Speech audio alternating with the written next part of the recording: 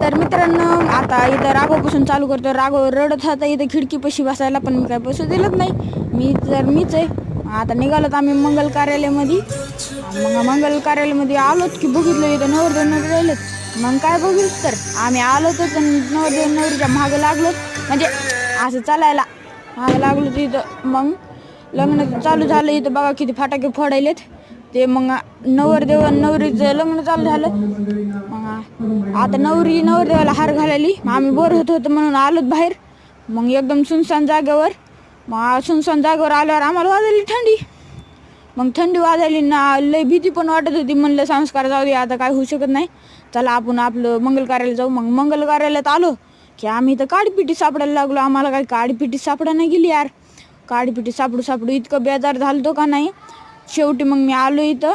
आजचा व्लॉग इथंच एंड करतो. तर बाय.